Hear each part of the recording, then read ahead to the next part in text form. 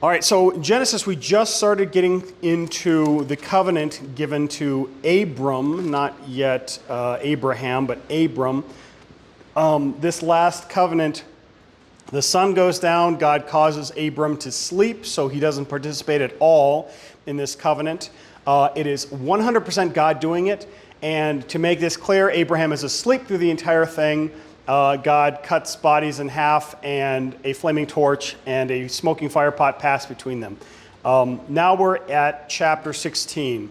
So Abram has been going on for a while, and he hasn't yet gotten a child. Remember, God had promised the child and promised all of these blessings through the descendants of Abraham, whatever, same person.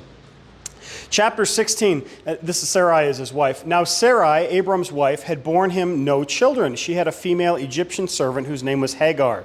And Sarai said to Abram, "Behold, now the Lord has prevented me from the bearing of children. Go into my servant, that it may be that I shall obtain children by her." And Abram listened to the voice of Sarai. So Abram had lived 10 years in the land of Canaan. Sarai, Abram's wife, took Hagar the Egyptian, her servant, and gave her to Abram, her husband, as a wife. And he went, I'll keep going. And he went into Hagar, and she conceived. And when she saw that she had conceived, she looked with contempt on her mistress. And Sarai said to Abram, May the wrong done to me be on you. I gave my servant to your embrace, and when she saw that she had conceived, she looked on me with contempt. May the Lord judge between you and me. But Abram said to Sarai, Behold, your servant is in your power. Do to her as you please. Then Sarai dealt harshly with her, and she fled from her. Okay, so there's a lot going on here, and it is not good. You'll notice one thing that's missing from all of this is that God never once says, hey, Abram, that promise that I gave you is only going to be fulfilled if you take a second wife. So a lot of times in the Bible, people will say, well, how can you say that such and such is a sin, like polygamy? How can you say that polygamy is a sin? Look, Abram had multiple wives. He had Sarai, his actual wife, and then he took Hagar as his wife at Sarai's bidding. And there point to other people who have multiple wives in Scripture. And you'll notice here a distinct lack of God telling Abram to do what he did. God telling Hagar to do what she did. So this is Sarai's plan. She is getting older. Abram's getting older. They haven't had a kid. And her idea is, well, God is, I don't know, maybe he's sleeping, or maybe he's away on a journey, or maybe he's occupied somehow, so I have to take matters into my own hands. And the ends justify the means. This is a terrible line of thinking that many people often employ in many different situations, and this is just a really blatant example of how bad it is and how badly it can backfire.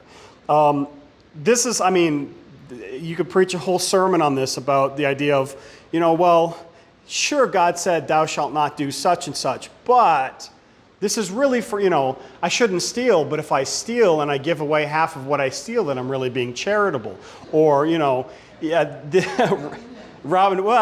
I would fight in defense of Robin Hood that he would, that story is about overtaxation. Anyways, but yes, no, they would take that idea of saying, look, I'm doing something good. My goal, the goal is to accomplish something good.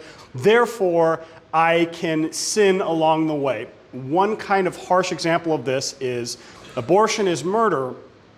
Therefore, we go and firebomb clinics and assassinate the abortion, I don't want to call them doctors, but whatever the abortion practitioners. Yeah, so we break the law by arson and by murder, but it's in pursuit of a higher good. And this is not trusting God. This is a sin not just in the murder and the arson, but this is a sin in that you're not trusting God. So in this case, this is a sin not just in adultery, because Abram is not supposed to take a second wife, but this is a sin that Abram and Sarai are not trusting God. And I don't know how much say Hagar had in this, because she's a servant. She's not, I don't want to say property, but the relationship is different. She's not employed, but kind of between owned and employed. She's more of like a slave servant than somebody you hire to come in and teach your kids piano lessons or something like that. So you've got this weird interaction. Sarai says, Abram, go with my servant Hagar. Abram and Hagar get together. Hagar looks with contempt looks with contempt on Sarai because God designed relationships and marriage to be two people, and once you start introducing more than two people, you start having envy and jealousy and contempt, and it's not the way God designed the system to work. So naturally, Hagar looks with contempt on her mistress, and then Sarai is mad. She says, "Oh, she looked at me. I hate that. Get rid of her. May the wrong done to me be on you." So she looked at Sarai with contempt. Sarai curses Hagar, curses Abram. So Abram let me not take him off the hook here. He knows what he's getting into. He should know better. He's the head of the household. He should say, no, we need to trust God and we need to wait for God's promise, be patient for God's promise. But instead, he kind of comes across here as just bumbling like, yeah, whatever you say, sure, whatever you say, Sarai. So she curses Abram because of Hagar. Hagar says, go and do whatever you want. That's your servant. Go and do with her as you please. Then Sarai dealt harshly with her, and she fled from her. This gives me a lot of similar feelings to Adam and Eve. And Adam is just being passive to the point of sin, where he needs to put his foot down and say, this is right, this is wrong, no, this isn't going to happen this way, and make decisions as the head of the household here. Whereas, bad things are happening and he's allowing them to happen. So he can't just throw up his hands and say, well, I was just doing what my wife told me to do. It's like, no, you're responsible for what you've done. So verse 7, the angel of the Lord found her so Hagar gets driven away.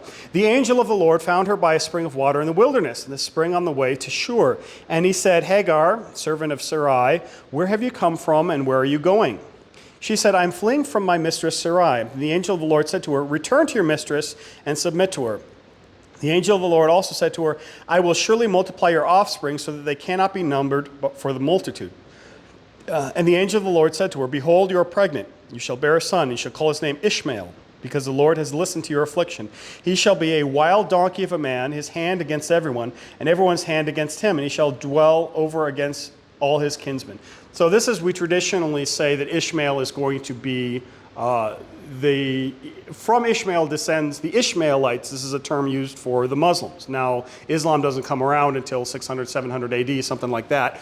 But they trace their lineage back to Ishmael. So we would say that this is, I don't know if you want to look at this as a blessing or a curse. It's a blessing in the sense of your descendant, you will have tons of descendants. But it's a curse on the land that they will constantly be at war and everyone will be at war with them and there will be tons of them. And this is what we see with Islam, is there are many, many, many Muslims in the world, and there are many conflicts, there are many wars that have happened and are happening as a result of Islam. This is not to say that somebody who's descended from Ishmael can't become a Christian or anything like that, but this is just to say that the practical reality is that there's a curse as a result of Abram and his sin, and Sarai and her sin. Their descendants will be plagued by the descendants of Ishmael. The descendants of Isaac, who will sometimes be called the Jewish people or the Israelites, will be, well, they're both Israelites. They're both Israelites. The descendants of Isaac will be constantly at conflict with the descendants of Ishmael. And this sets this up because of the sin of Abram and the sin of Sarai. Verse 13, so she called the name of the Lord who spoke to her, you are a God of seeing, for she said, truly, here I have seen him who looks after me. Therefore, the well was called Bir Lahai Roy. It lies between Kadesh and Bered. And Hagar bore Abram a son, and Abram called the name of his son, whom Hagar bore, Ishmael. Abram was 86 years old when Hagar bore Ishmael to Abram. All right, so Abram finally gets a son. Let's see how that goes. Chapter 17. When Abram was 99 years old, the Lord returned to Abram and said to him, I am God Almighty. Walk before me and be blameless, that I may make my covenant between me and you, and may multiply you greatly. Then Abram fell on his face, and God said to him, behold, my covenant is with you, and you shall be the father of a multitude of nations. No longer shall your name be called Abram, but your name shall be Abraham, for I have made you the father of a multitude of nations. I'll make you exceedingly fruitful. I will make you into nations, and kings shall come from you. I'll establish my covenant between me and you and your offspring after you throughout their generations for an everlasting covenant, to be God to you and to your offspring after you. And I will give to you and to your offspring and after you the land of your sojournings and the land of Canaan for an everlasting possession, and I will be their God. This is another one of these verses that kind of comes up a lot where people say, well, look, the people who live in Israel today, they were eternally granted this particular spot of land. And there is this sort of promise. But if you look at this again and again, the promise is given to the people who will have God as their God. Those are the true descendants of Abraham. Yes, Abraham will have many offspring, but the true offspring of Abraham are always defined by those who have belief in the same God as Abraham. So we cannot say, well, these people who reject Christ, these people who reject God, they were eternally promised this land in the Middle East. They weren't. If they were promised that, they forfeited their birthright by following after false gods, by rejecting the one true God. So any of these promises are ultimately given to the faithful, which would be the Christians in modern day terms. Verse 9, and God said to Abraham, I did that one. No, I did do this.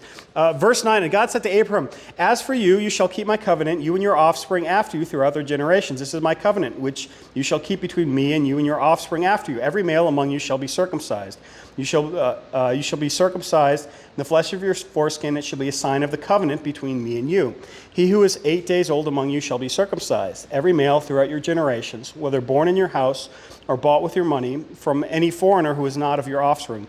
Both he who is born in your house and he who is bought with your money shall surely be circumcised. So shall my covenant be in your flesh, an everlasting covenant.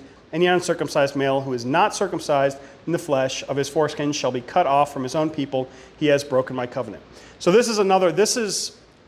previously we had a covenant with Abraham. This is another covenant. Previously I had a covenant with Abraham. Abraham is asleep. Here's a bunch of blessings and promises given to you. Here's another covenant with Abraham. This is a kind of quid pro quo. The descendants, your descendants, they shall perform this ceremony. They shall be a part of the ceremony. And as a result of being part of this ceremony, it's a marking that they are part of the covenant. Now, later on, I'm not sure which epistle it is, it talks about it's not a one-for-one replacement, but it's basically a replacement of the older covenant. Of this covenant is the covenant of baptism. And in this, the marking is not a visible marking with the water, because, water dries after it's placed on your forehead. But they call it a circumcised heart, which biologically doesn't make sense, but the idea being that a person is faithful. And God continues to mark his people, but not, again, with a physical marking, but with the marking of baptism, with a marking that is eternal and visible by God. Yes? I don't know. And they've got a different, Muslims have a different history of kind of what happened as well. When I was in Egypt, I had one of our tour guides was this Egyptian guy, he was a Muslim. And by their accounting of history, the promise doesn't go through Isaac, the promise goes through Ishmael. So their version of history and their version of the promises and covenants and stuff like that are actually different.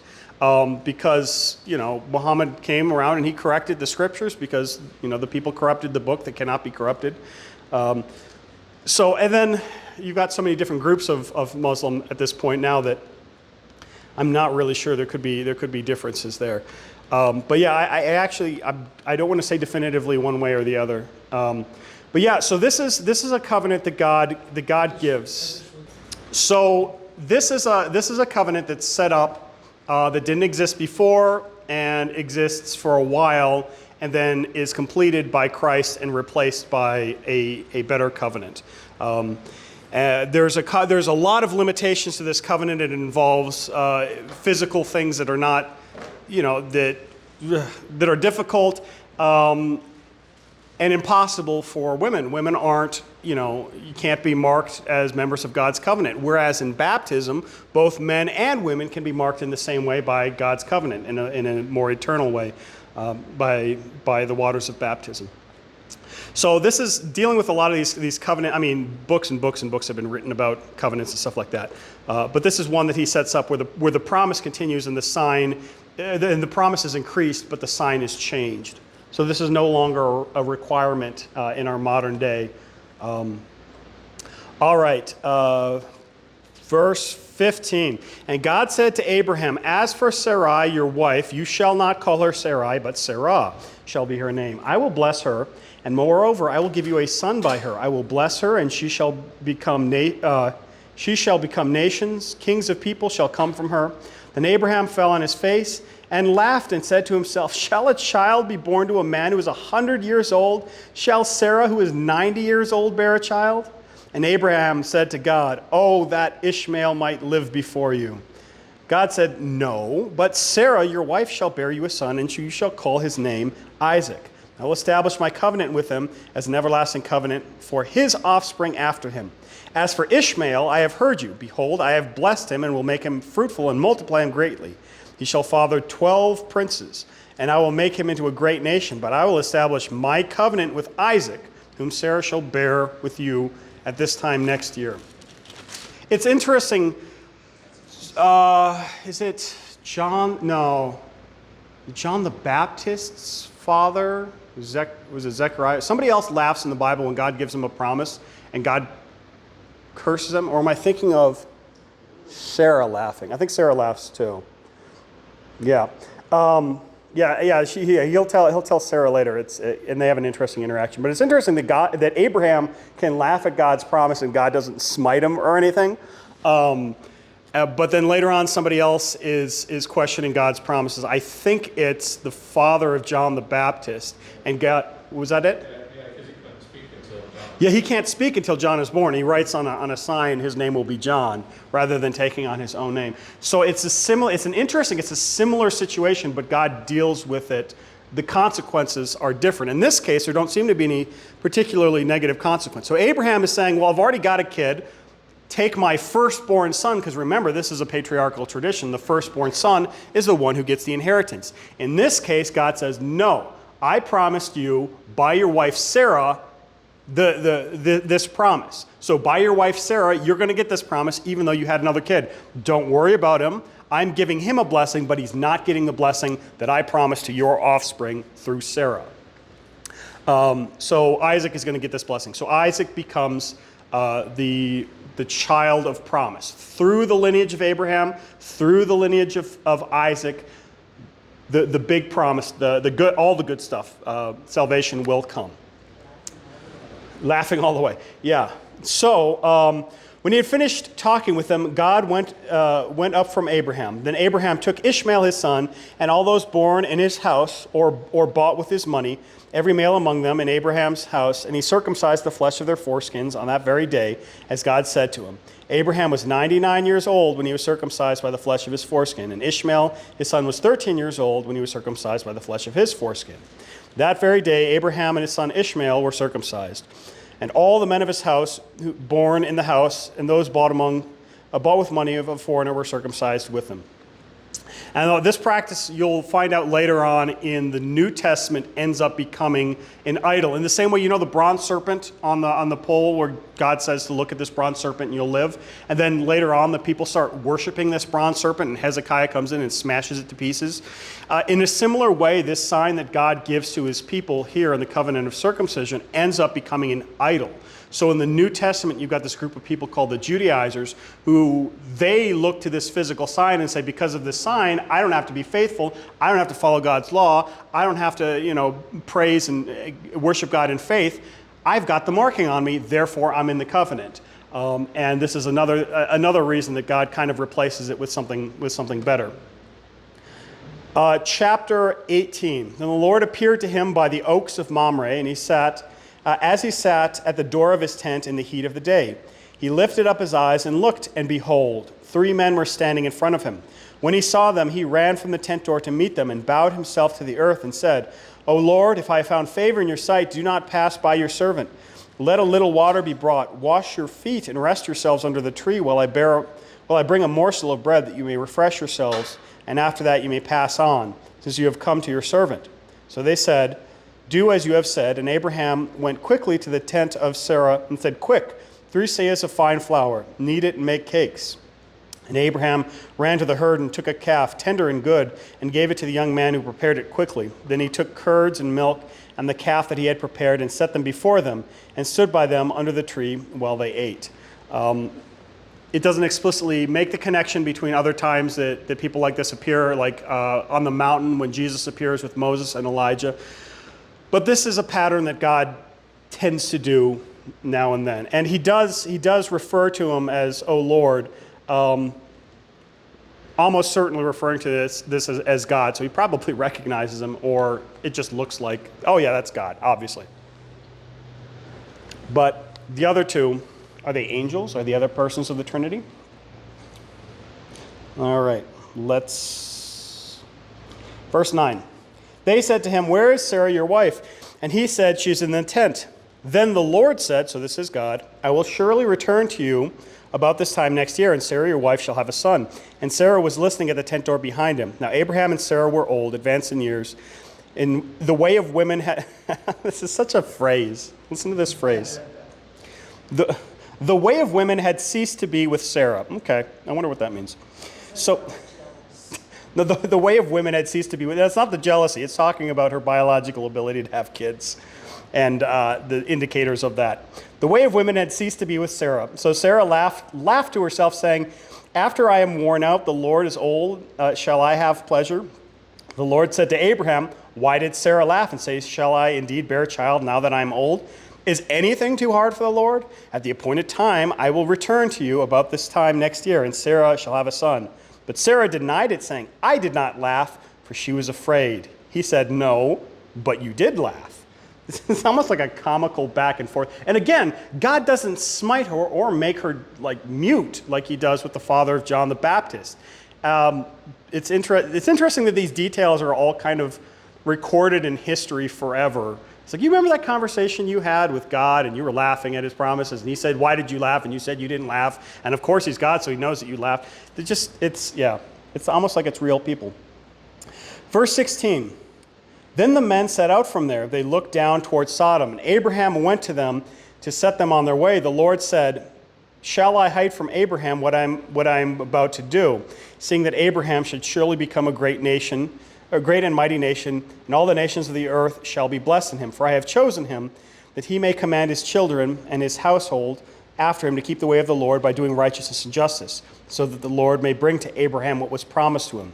Then the Lord said, "Because the outcry against Sodom and Gomorrah is great and their sin is very grave, I will go down to see whether they have done altogether according to the outcry that has come to me, and if not, I will know."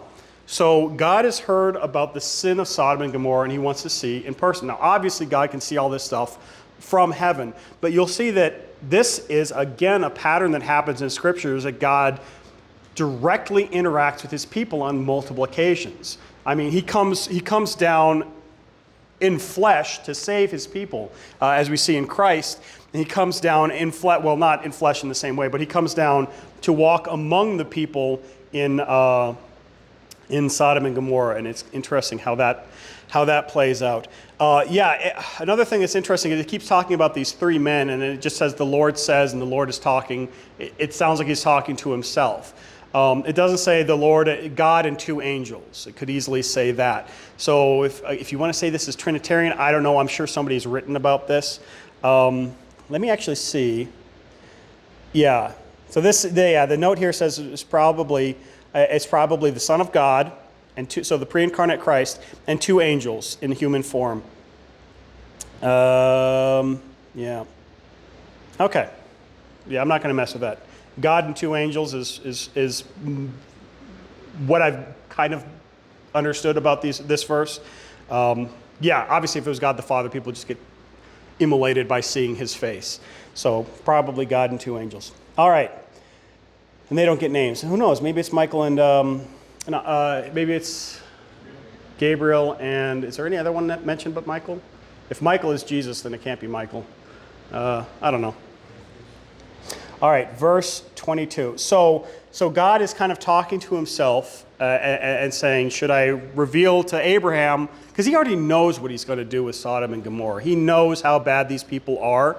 But again, just like he walks in the garden to confront Adam and Eve and their sin, he's doing the same thing. So he wasn't Jesus Christ at this point. He wasn't incarnate as a baby in a manger yet. But this is the same Son of God who walked in the garden. This is the same Son of God who would walk through Jerusalem thousands of years later. This same Son of God walked through the streets of Sodom and Gomorrah to see what kind of people were on the earth that he would die for.